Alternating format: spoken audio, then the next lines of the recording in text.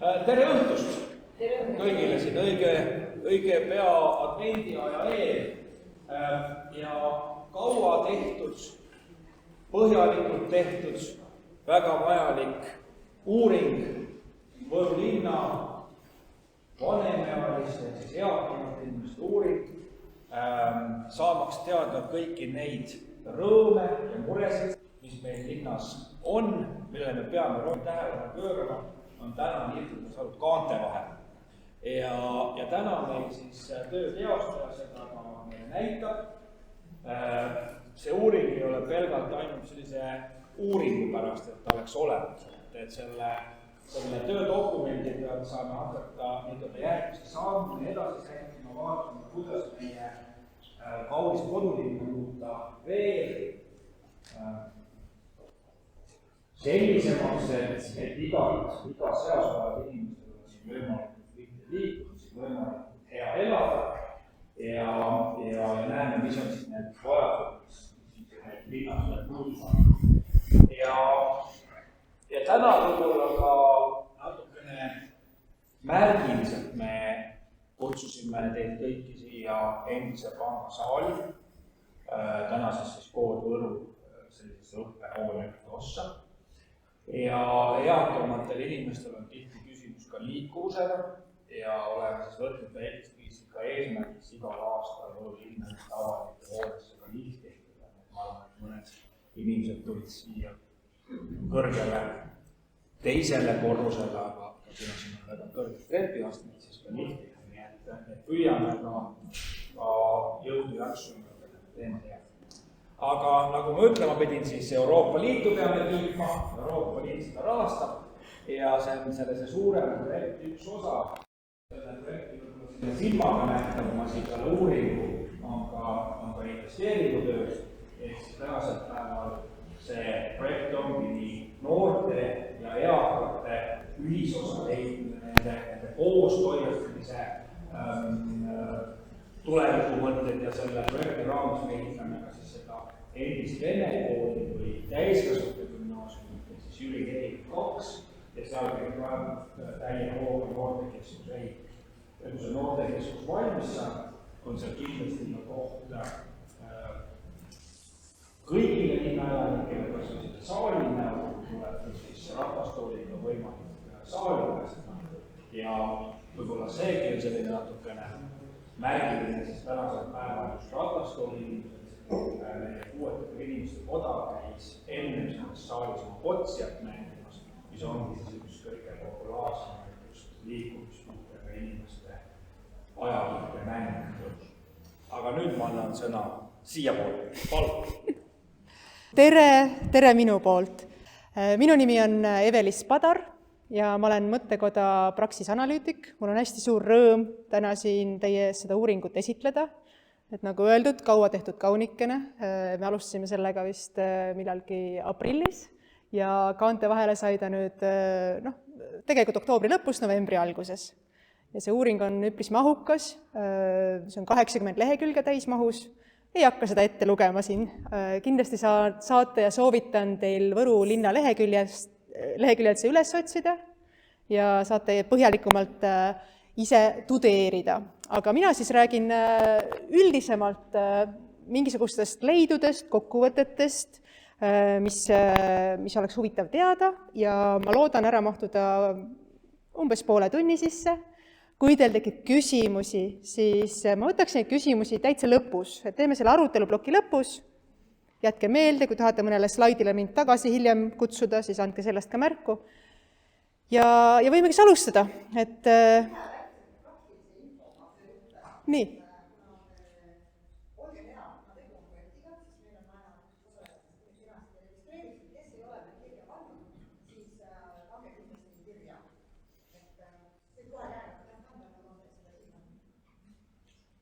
Nii, allkiri siit. Aga nagu öeldud,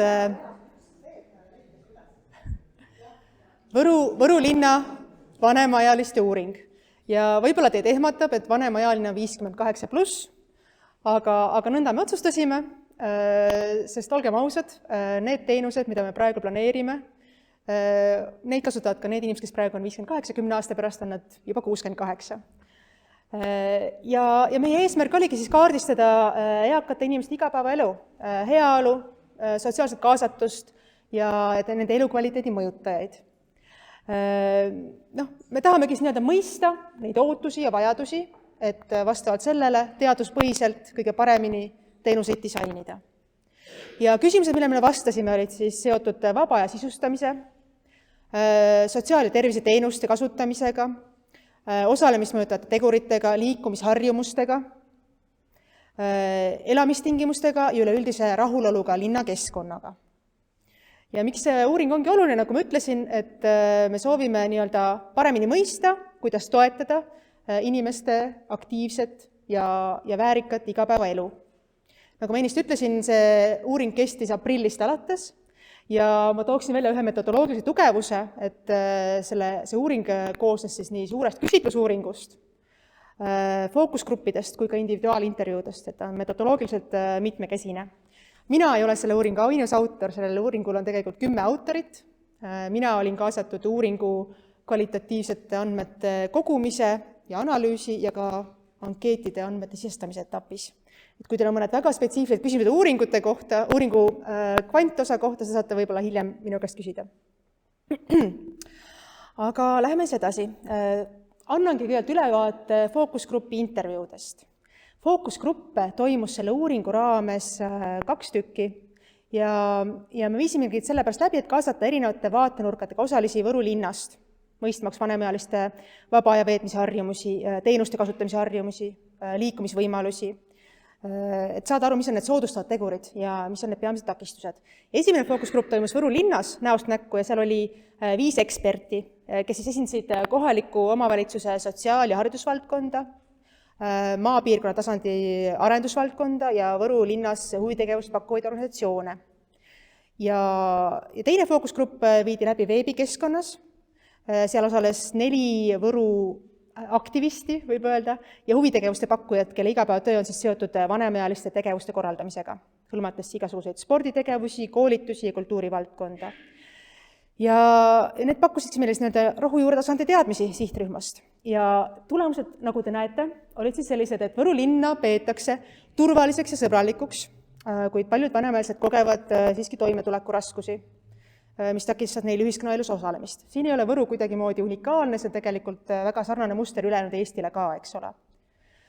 Tuli välja ka suur osaluslõhe, ehk siis on olemas Võru linnas selline väike aktiivne tuumik ja siis suur passiivsem rühm, keda tänased teenused ei kõneta, aga kelle puhul on tegelikult see risk kõige suurem langeda üksilduse ja vaimse tervise halvenemise ohvriks, eks ole.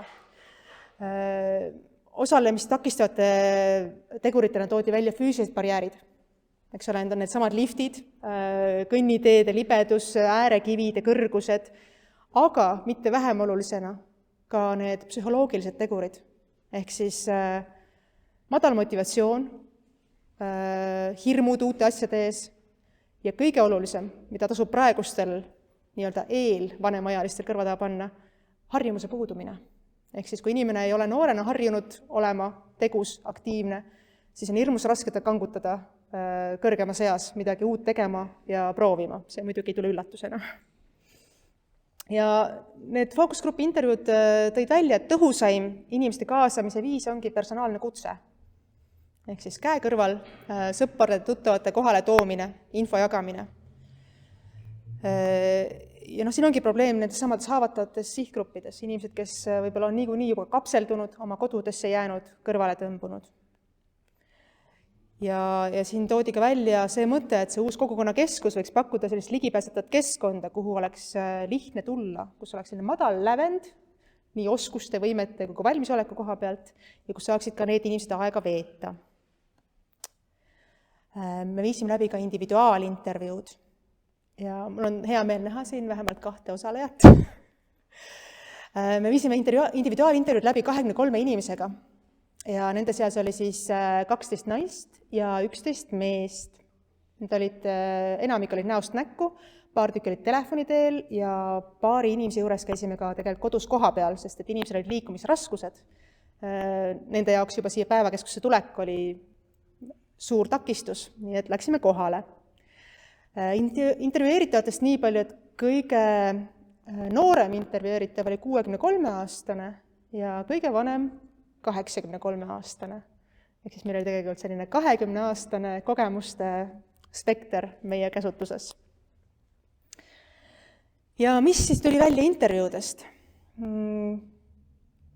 Nagu juba ennist öeldud, et aktiivset eluviisi piiravad sageli terviseprobleemid ja majanduslikud raskused ja ka hoolduskohustus.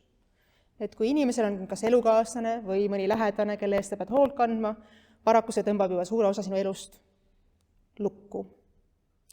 Kultuuri- ja kogukonnateenuste kohta öeldi seda, et need on väga olulised, neid peeti väga oluliseks, aga taaskord piiratud liikuvuse ja majanduslike raskuste tõttu sageli on üritused kättesaamatud. Mis veel öeldi intervjuudes oli see, et kõik eakad tegelikult väga-väga väärtustavad iseseisvust ja sellist, inimesed on väärikad, inimese jaoks on oluline säilitada väärikus, ehk siis see nii-öelda abi vastuvõtmine on miski, mida tehakse siis, kui see aitab säilitada väärikust. Linna üldiselt peetakse mugavaks, jalakäijasõbralikuks, kuid soovitakse rohkem pinke, kaldteid, paremaid talvist teehooldust. Pinkide puhul toodi ka välja see, et mitte lihtsalt igasugune pink ei ole eakale inimesele piisav. Et tegelikult kui pinke paigaldada, tuleb läbi mõelda see, et kuidas on nende seljatoed, kas seal lähedal on mõni põõsas, kas seal on varjualune olemas, sest pink lihtsalt keset tuulist tänavat ei ole see, kui pink mõne põõsa või puu all, eks ole. Mis ma ise tegelikult välja tooksin, oli ka see, et intervjuudes ja ka ankeetides oli olukordi, kus vastajad ei soovinud või ei osanud oma kogemustest ja muredest detailselt rääkida, mis on tegelikult eakate puhul hästi sage ja sellel on erinevad põhjused. Tuleb aru saada sellest, et paljud on üles kasvanud ajastul, kus avalikku kriitikat peeti võib-olla sobimatuks ja võib-olla isegi ohtlikuks, mis tõttu pigem siis on alati väljendatud sellist tänulikkust ja üldist rahulolu. Ja seda nimetatakse nii-öelda positiivsuse efektiks. Ehk see on selline osa kognitiivsest strateegiast emotsionaalselt oma heaolu säilitada. Ehk siis kui me ütleme, et eakate meelest oli Võrus kõik väga hästi, siis tasub alati võtta väikese soolateraga, eks ole. Et inimesed ei hakka alati kurtma sellepärast, et see pole kombeks. Aga sellegi poolest olid tegelikult rahulolu hinnangud Võru linnaga kõrged. Kui me küsisime inimeste käest nende kodude kohta, siis kodu on miski, mis on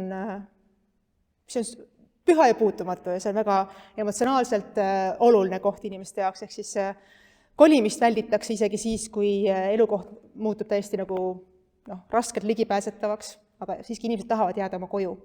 Ja see on ka üks aspekt, mida püütakse tegelikult ka nii-öelda sotsiaalteenuste arendamisel silmas pidada, ehk siis püüda säilitada inimese väärikas elu omas kodukeskkonnas nii kaua kui võimalik. Infokanalitest toodi välja Linnaleht.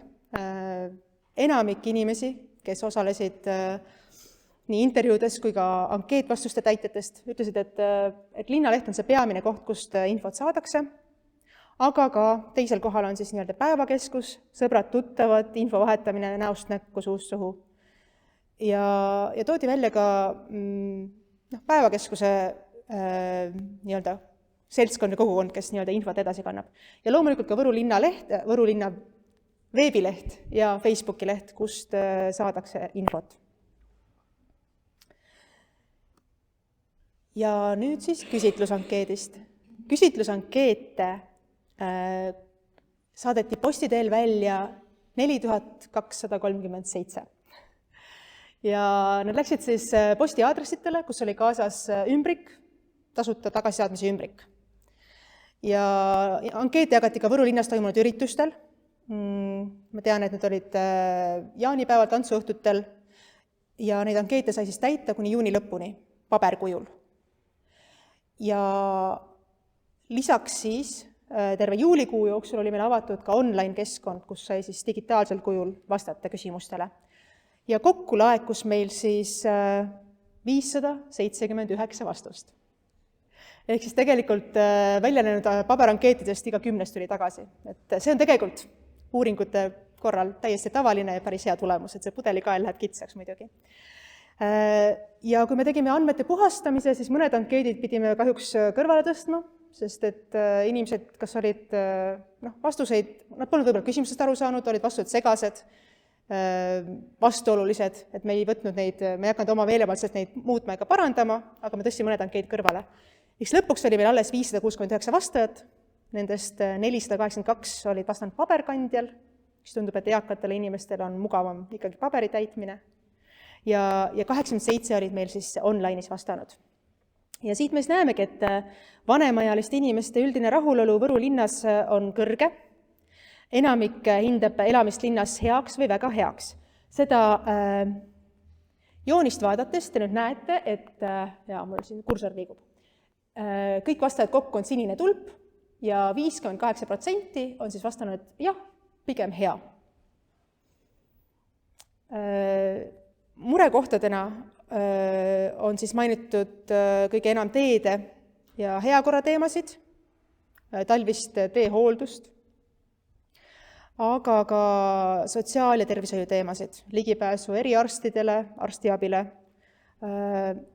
keskkonnahalduse heakorra teemad tulid päevakorrale ja selline üleüldine linnapildi küsimus oli ka.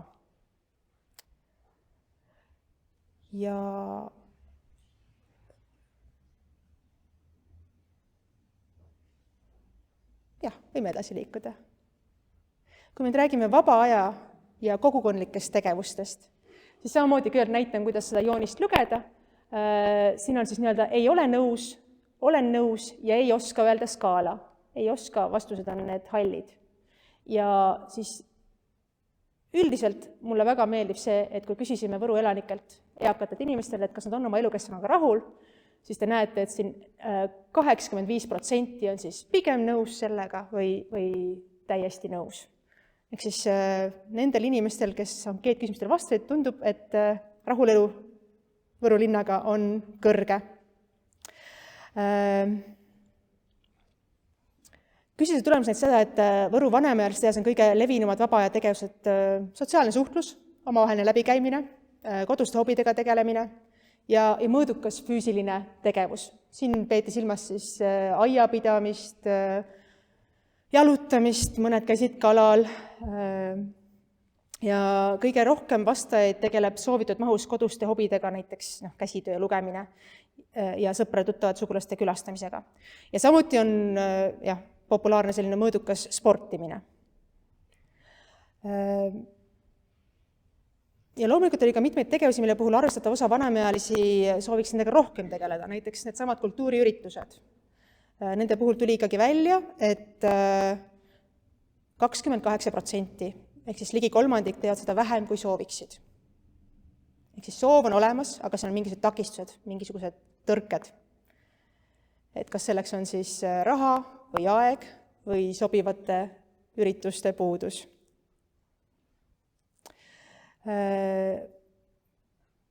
Samuti toodi takistusena välja tervislikud piirangud.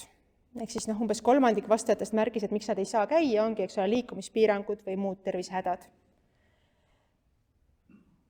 Ja 32% ütleski, et finantsiline olukord on see peamine takistus, miks ei saa tegeleda selle vaba aja tegevusega sellisel määral, nagu tahaks. Ka siin tuli välja, et kultuuriteemade puhul on kõige olulisemaks teabeallikaks Võru linnaleht. Et väga eeskujulik kommunikatsioon. Ja üldiselt on rahulolu Võru linna vaba aja veetmise võimalustega kõrge. Mis aga puudutab kogukonnaelust osavõtmist, siis see on ka selline huvitav näitaja, et alla kolmandiku võtab kogukonnaelust aktiivselt osa. Et tegelikult see on nagu kurb ja pooltel juhtudel puudub siis tegelikult igasugune huvi osaleda kogukonnaelus. Ja siin ongi erinevaid põhjuseid, nagu ma ennist ütlesin, et sageli on see harjumuse puudus, sageli on elu ennast kuidagi teistmoodi seadnud. Et see on nüüd üks teema, millega tasub kindlasti tegeleda või sellele mõelda, et me kõik oleme tegelikult osa sellest kogukonnast. Kellegi kõrvale jäämine põhjusel või teisel on miski, mis tegelikult muudab meid kõiki natukene nõrgemaks. Kui me räägime elamistingimustest, siis võib jällegi öelda, et enamikel vanemaealistel on kodud varustatud põhiliste mugavustega, neil on olemas köök, kanalisatsioon, vesiklosett, vannituba, kraanivesi, enamikel, kellel oli siis eramaja, on olemas ka saun. Ja peamised mured ongi seotud eluaseme ligipääsetavuse ja taskukohasusega. Ehk siis, kui inimesed on jäänud võib-olla üksinda, nende lapsed on juba pesast lahkunud, aga nad jätkuvalt elavad 3-4-toalistes korterites, siis selle ülalpidamine on muutunud kulukaks. Ja tervisehädadest tulenevalt on tõusnud ka vajadus selliste kohandamiste järele. Lisada käetugesid, eks ole, nii oma koju kui ka näiteks trepikodadesse, mugavdada mingisuguseid ligipääse. Et veidi alla poole inimestest vastanutest tõi välja, neil on reaalselt olemas see vajadus oma elukohta mugavdada. Ja eluaseme vahetust on viimase aasta jooksul kaalunud 15% inimestest. Kui me küsisime, et kas nad vajaksid selle juures ka kolimisabi, siis umbes kolmandik vastas, et jah, see oleks miski, mida nad vajaksid. Ja selle all siis peeti silmas nii sellist logistilist kui ka rahalist tuge. Sest et kolimist nähti ikkagi nagu äärmiselt kurnava protsessina. Rääkides tervisest ja liikumisest, siis lähme siin joonise peale. Märkimisväärne osa vastanutest, ehk siis 43%, hindavad oma tervist neutraalseks. Et ei ole hea, ei ole halb. Aga tegelikult me ju tahaksime, et me elaksime ka kõrges eas, niimoodi me saame öelda, et meil on hea olla, et meie tervis on hea. Õnneks on meil ka neid inimesi, et 28% inimestest ütles, et nende tervis on väga hea, nende hulgas oli mehi seejuures veidikene rohkem, mis on julgustav, ja näete, 5% kõigist vastanutest ütles, et nende tervis on väga hea. Kurvema muidugi olukord inimeste, kes selle viiendikuga siis, või neljandikuga lausa, kelle tervis on halb või väga halb, nende enda hinnangul. Kodust väljas igapäevaselt käib 2/3 eakatest inimestest ja enam kui pooltel ei ole takistusi kodust väljas käimisel. Ja neljandikul takistab kodust väljas käimist mõni tervisest tulenev piirang. Miks see kodust väljas käimine oluline on? Et see ongi see näitaja või tegur, mis hoiab inimese aktiivsena, seotuna ühiskonnaga, seotuna kogukonnaga, kas või see poest käimine tekitab talle juba mingisuguse, eks ole, ta saab nagu värsket õhku, inimese keha vajab tegelikult liikumist, et kui inimene jääb paikseks, tubaseks, siis üldiselt hakkavad halvenema nii tema vaimse kui füüsilise tervise näitajad. Ehk siis tundke muret oma lähedaste pärast, kes on hakanud väga koduseks jääma.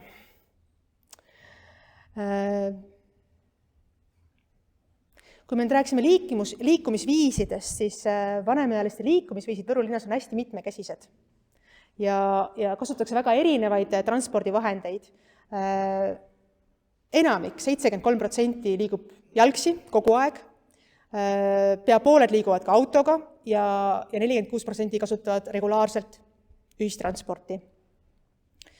Ja üldiselt on ühistranspordiga inimesed rahul, need, kes seda regulaarselt kasutavad. Neid, kes ei olnud üldse rahul, oli võib-olla 10%. Ja mis oligi problemaatiline, oli, eks ole, bussidesse astumise kõrgus. Sageli inimesed kardavad, kellel on liikumisraskused, nad ei julge enam oma rulaatoriga või keppidega enam sinna bussi ronida. Toodi välja tegelikult graafikute sobimatust ja mõnes kohas, eriti vist, kes elasid nagu siis linna äärealadel, toodi ka peatuste asukohti välja. Taaskord, peatusasukoht, kui ta asub sust 200 või 500 meetri kaugusel, hakkab väga palju määrama eakale inimesele, kellel on liikumisraskused, eks ole. Ja ligi neljandik märkiski, et ühistransport ei sõida neile vajalikesse kohtadesse. Et jah, see on muidugi iga linnavalitsuste unistus luua selline kõigile meeldiv ühistranspordiskeem. Ja kui me räägime sotsiaalteenuste kasutamisest, siis 69% vastanutest vastas, et ei ole kasutanud aasta jooksul ühtegi sotsiaalteenust. Et tegelikult need sotsiaalteenused, nende kasutajaid on pigem vähe vastajate seas siis, eks ole. Aga need teenused, mida kõige rohkem kasutati, olidki siis Võru pensionäride päevakeskus, 13% vastanutest tõi selle välja, linnasaun, mida vastas 12% vastanutest, sotsiaaltransport oli juba natukene vähem vastanuid, see on protsentuaalne, eks ole. Aga sotsiaaltransport on miski, mida jällegi need, kes vajavad, tõid välja kui ühe elutähtsa teenuse lausa. Ehk siis, kui sul ei ole võimalik enam ise liikuda, siis sotsiaaltransport on nagu äärmiselt oluline. Naised on aktiivsemad sotsiaalteenuste kasutajad ja tegelikult on tore, et 84% ütles, et nad hetkel ei tunne puudust ühestki teenusest. Et see tähendab seda, et inimesed saavad tegelikult ise veel edukalt hakkama. Aga samas meie peamegi mõtlema selle peale, et meil on 16%, kes vajavad midagi lisaks. Ja kui me küsisime, et mis on selle vähese kasutamise taga, siis tuligi välja, et ongi see peamine teenuse vajaduse puudumine või siis on olemas mõni lähedane inimene, kes saab abi osutada. Aga samas ka tuli välja see info kättesaadavuse teema, et alati ei osata infot otsida, ei teata, kust otsida. Et siin ongi nagu olnud väga oluline nende inimeste roll, kes on oma kogemusi jaganud tuttavatega. Et ka siis, kui võib-olla sul kohe sel eluhetkel ei lähe seda teenust vaja, sa vähemalt oled kuulnud, et keegi on kasutanud ja ta andis mingit head nõu. Ja nüüd ma räägin teile persoonadest. Ehk siis me joonistasime selle uuringu käigus välja 5 erinevat persoonat. Ja need on sellised kvantitatiivsetel andmetel põhinevad üldistused, mida on siis täiendatud intervjuude tulemustega. Ja need persoonad ei peegelda siis ühtegi konkreetset isikut, vaid need on sellised andmetest välja joonistatud mustrid ja tüübid. Ja selline lähenemine üldiselt aitabki siis teenuste ja linnakeskkonda kujundamisel paremini mõtestada vanemaealiste mitmekesisust ja kavandada lahendusi, mis arvestavad nii aktiivse iseseisvalt hakkama saaja kui ka haavatavates gruppidesse kuuluvate inimeste eripäradega. Peaksin ütlema, et me oma uuringu meeskonnaga kiindusime väga nendesse persoonadesse. Et mulle tundub, et igaüks meist 10 leidis siit kas oma mõne vanavanema või tuttava tädi onu, kelle puhul lõi silm särama, et taevakene see räägibki ju tema elust. Tutvustan siis teile. Kokkulangused on juhuslikud, fotod on genereeritud AI-ga. Esimene persoon on Helju. Helju on 82-aastane, elab üksinda. Tema elu keskpunktiks on tema korter ja tal on kass, kes talle seltsi pakub. Ta on leske, tema lapsed elavad teistes linnades ja tema liikumine on muutunud raskeks. Trepid ja kõrged äärekivid on igapäevane takistus ja väljas käimiseks kasutab ta juba rulaatori abi. Ja selle tõstmine üle äärekivid ja ühistransport on talle väga raske. Tema suhtlusvõrgustik on kitsas ning suuremas ajast veedab ta kodus. Vaatab televiisorit. Ja sellest tulenevalt on siis süvenenud ka selline vaimne väsimus ja käega löömistunne ja mingisugused depressiooni ilmingud. Et see on seesama, mis nüüd mina. Kui rääkida Helju igapäevaelust ja harjumustest, siis päevad mööduvad veidi nukralt, koduses keskkonnas. Ta hoiabki laste ja lastelastega telefonis ühendust, aga kohtub nendega harva.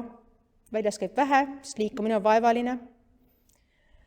Ja tema suurivad takistused ongi füüsiline liikumine ja üksindus.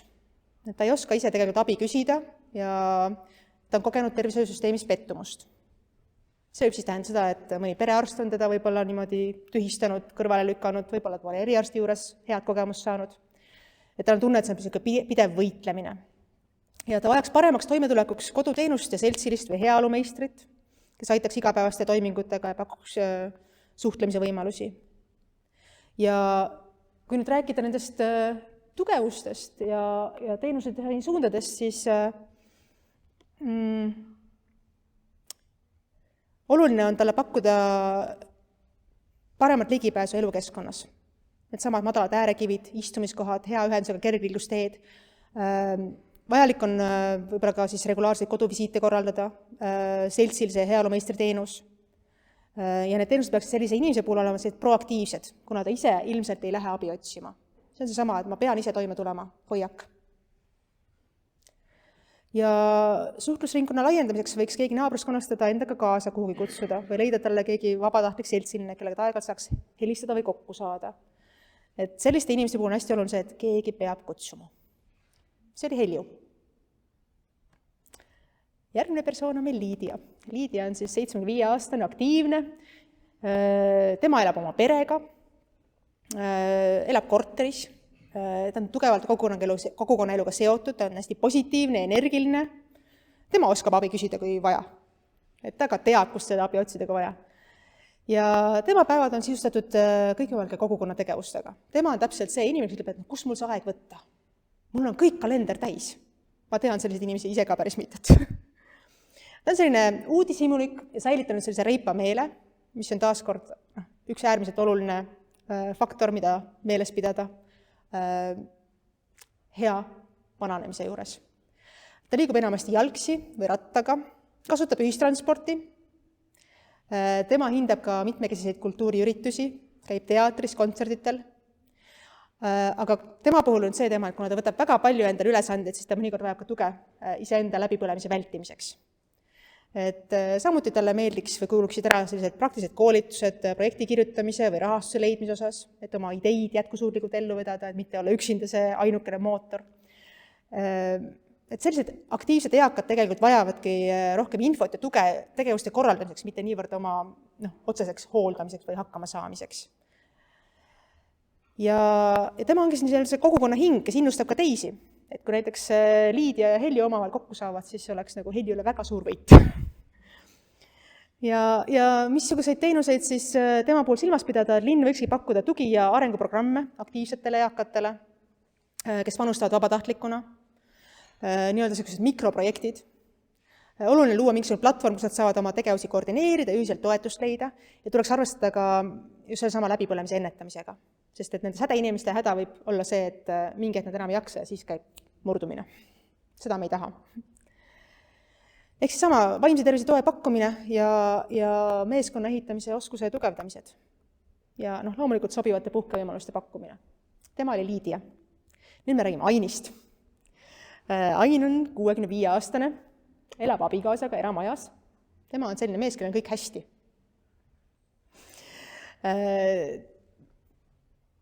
Tal nagu otseselt pole enam vaja tööl käia, aga talle meeldib oma valdkond ja ta on füüsiliselt aktiivne. Tal on olnud seni päris hea sissetulek, et ta on omal nii-öelda tagala kindlustada suutnud. Aga tema probleem natukene on see, et ta ei mõtle selle peale, et mis toob homme. Ja eks see ole natukene meie kõigi mure, et me ju väga harva mõtleme selle peale, et see, mis on praegu, ei kesta igavesti. Aga teda võib kirjeldada kui sellist praktilist, iseseisvat ja pigem rahulolevat inimest. Ta veedab palju aega kodus, oma aia eest hoolitsedes. Tema käib kindlasti saunaklubis. Sotsiaalselt on ka pigem mõõdukalt aktiivne. Ta osaleb, kui teda kutsutakse, aga ta ise väga ei hakka midagi algatama. Reisib aeg-ajalt, naudib seltskonda, aga pigem väärtustab siis privaatsust ja rutiini.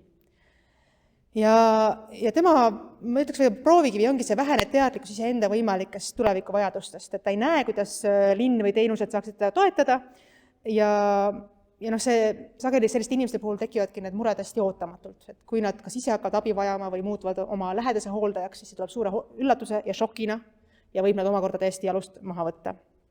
Ehk siis, mida tuleb silmas pidada taoliste ainide toetamiseks on see, et siin on vajalik mingisugune ennetav kommunikatsioon ja infovahetus, mis aitab sellistel inimestel paremini mõista, millal ja kuidas neid teenuseid kasutada. Ja siin ongi toodud välja, et näiteks mingisugused töötoad või infopäevad teemal, kuidas planeerida vananemist, meeste eri, et just suurendada nende teadlikkust ja valmisolekut abi vastu võtta, kui seda kunagi peaks vaja minema. 4. persona on Valve.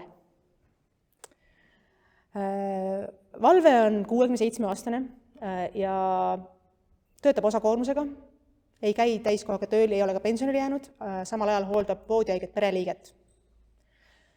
Ja ta elab 4. korrusel ja ta on juba väga füüsiliselt väsinud ja ka vaimselt väsinud. Ta on hästi vastutustundlik inimene, sageli ülekoormatud ja nende inimeste häda ongi selles, et jätavad oma vajadused täiesti tahaplaanile. Kui päevad mööduvad niimoodi hooldustööd tehes ja töö vahel pendetades, siis ongi vaba aega väga piiratult, sõbrad on jäänud kaugeks, väljas või kultuuriüritusel saab väga harva käia ja liikumine muutub üha koormamaks, mida aastad edasi. Ja suurim väljakutse ongi siis hoolduskoormus ja selle mõju tema enda tervisele. Ehk siis siin ei ole sotsiaalteenust vaja enam mitte niivõrd hooldatavale, temale ka, aga just selleks, et ennetada hooldaja läbi põlemist, murdumist, katkiminekut. Linn tasub selles suunas mõelda linnal, et millised on need hooldajate tugiteenused. Siin on välja toodud regulaarse nõustamise vajadus, asendushooldus, vaimse tervise tugi. Samuti vajab valvesugune inimene sellist lihtsat juurdepääsu abiteenustele. Et kust saada rulaatorit, ratastooli, koduteenust ja oluline on pakkuda ka seda emotsionaalset tuge ja tegelikult ka tunnustust. Sest need hooldajad, kes on koju jäänud, muutuvad nähtamatuks.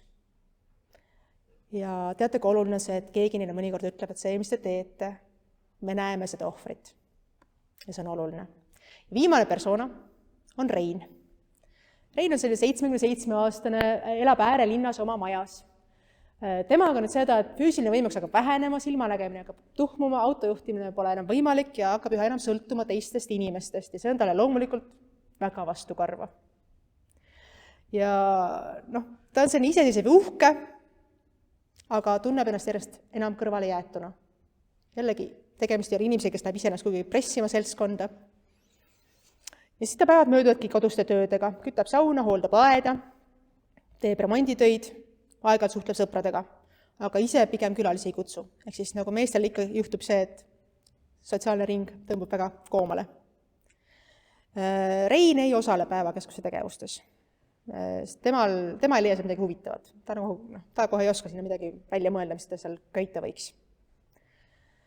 Ja katsumused ja vajadused tema pool ongi siis pigem need liikumisraskused. Ilmselt hakkab ta varsti vajama ka mingisugust koduteenust, et oleks regulaarselt soe toit või hooldustööta või mingi aiatööde või lumelükkamisega abi, eks ole. Ja ligipääsetav transport on selliste inimeste jaoks ka tegelikult hästi oluline, et ta jõuaks arsti juurde ja poodi. Ja mida siis teenuseid disainides silmas pidada? Paindliku koduteenuse arendamine, mis jõuaks ka valla eakateni. Oluline on parandada ühistranspordi ligipääsu, sealgus graafikute tihedust, peatuste võrgustikku, nõudepõhist transporti ja arendada liikuvate teenuste süsteemi, näiteks mobiilne koduhooldus või toidukuller eakatele. Ja selliste inimeste puhul on hästi oluline sama väärikuse säilitamine, et ei tasu minna abi pakkuma, kui nii-öelda almust andes. Ja jõudsin persoonade lõppu. Mul on lühike ülevaade ka mõningatest suunistest kogukonnakeskuse arendamiseks.